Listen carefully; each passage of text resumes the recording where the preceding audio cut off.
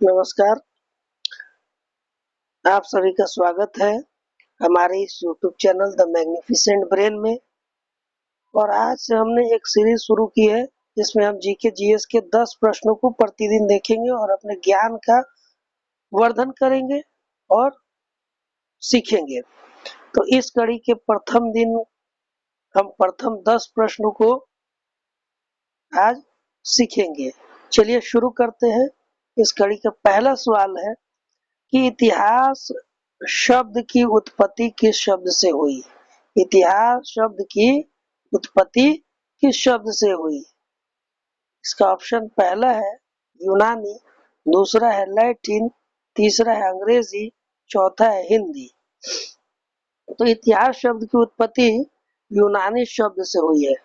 यूनानी शब्द से ही इतिहास शब्द की उत्पत्ति हुई है। यूनानी शब्द को ग्रीक शब्द भी कहा जाता है, ग्रीक भी कहा जाता है। चलिए अगले प्रश्न की ओर हम लोग बढ़ते हैं और दूसरे प्रश्न को देखते हैं कि दूसरे प्रश्न में क्या दिया हुआ है।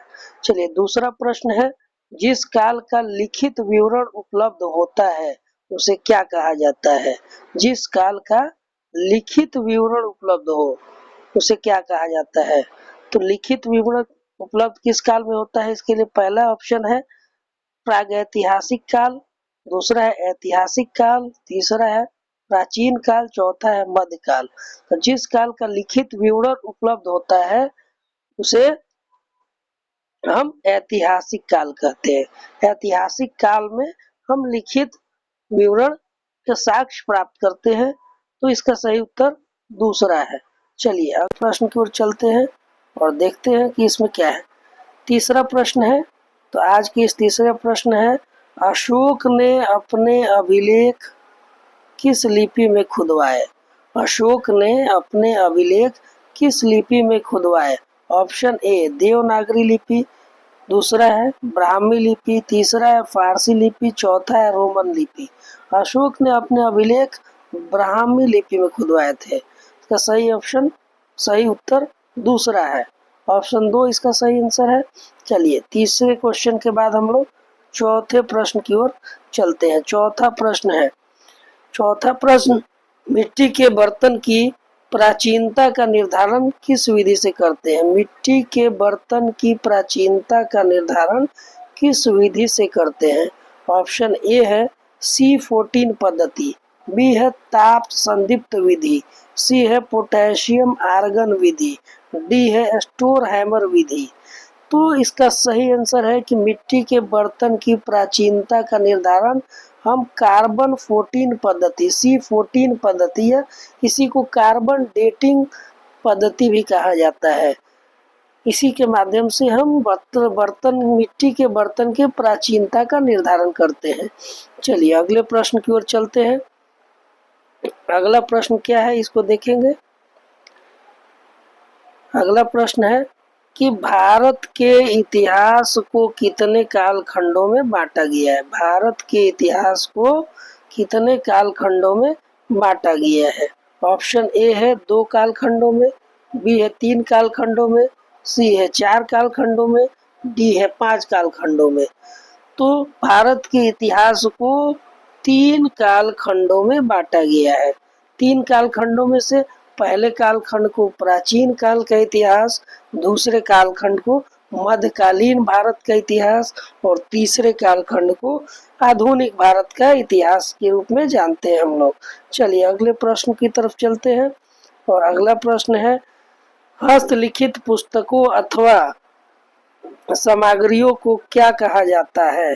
हस्तलिखित पुस्तकों अथवा सामग्रियों को क्या कहा जाता है? हाथ से लिखी हुई पुस्तक या सामग्री को हम क्या कहते हैं? उसे ग्रंथ कहते हैं, पांडुलिपि कहते हैं, मेनू स्क्रिप्ट कहते हैं, या बी और सी दोनों यानी पांडुलिपि और मेनू स्क्रिप्ट दोनों कहते हैं? तो इसका सही आंसर डी है, पांडुलिपि और मेनू स्क्रिप्ट दोनों कहा जाता है। हिंदी में हस्तलिखित सामग्री को पांडुलिपि कहा जाता है और अंग्रेजी में हस्तलिखित सामग्री को मेनू स्क्रिप्ट कहा जाता है। तो इसका सही आंसर डी है, डी दोनों।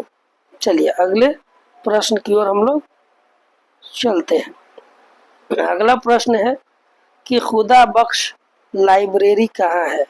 खुदा बख्श लाइब्रेरी कहाँ है? खुदा बख्श लाइब्रेरी कहाँ है? ऑप्शन ए है दिल्ली, बी है पटना, सी है कोलकाता, डी है मुंबई। खुदा बख्श ओरिएंटल पब्लिक लाइब्रेरी पटना में है।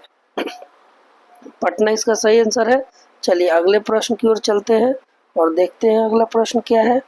अगला प्रश्न है कि अमेरिकी पुरातत्वविद डेविड ब्रेनार्ड स्पूनर को पटना के किस स्थान पर खुदाई के दौरान चंद्रगुप्त मौर्य के राजमहल के स्तंभ तथा सोने के बैलों के टुकड़े प्राप्त हुए?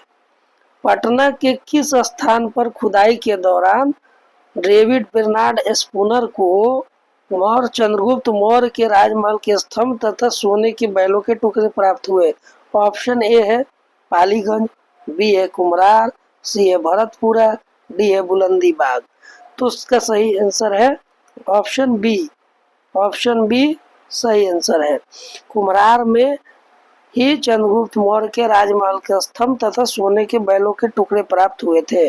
चलिए अगले प्रश्न की ओर चलते हैं।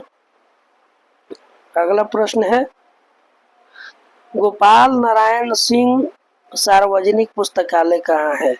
गोपाल नारायण सिंह सार्वजनिक पुस्तकालय कहाँ है? ऑप्शन ए है छपरा, बी है लालगंज, सी है भरतपुरा, डी है आजमगढ़।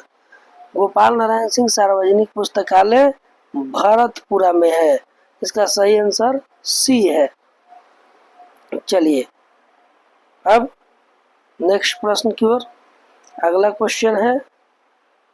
अगला क्वेश्चन की ओर चलते हैं। अगला क्वेश्चन है ऐसे स्थान जहां लगभग 8000 वर्ष पूर्व स्त्री पुरुषों ने सबसे पहले गेहूं तथा जौ जैसे फसलों को उपजाना प्रारंभ किया। ऐसा कौन सा स्थान है जहां पर 8000 वर्ष पूर्व महिला और पुरुषों ने गेहूं और जौ के फसल को उपजाना प्रारंभ किया था? यानी गेहूं और जौ के फसल के उपजाने का साक्ष्य सर्वप्रथम कहां से प्राप्त होता है? तो सबसे पहला ऑप्शन है, देखते हैं, सुलेमान और किरथर पहाड़ियों के आसपास। दूसरा ऑप्शन है विंध्य पहाड़ियों के आसपास। तीसरा है सिंधु नदी के आसपास। चौथा है गोदावरी नदी के आसपास।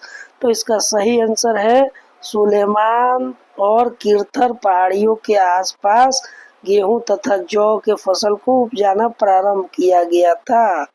सही ऑप्शन ए है।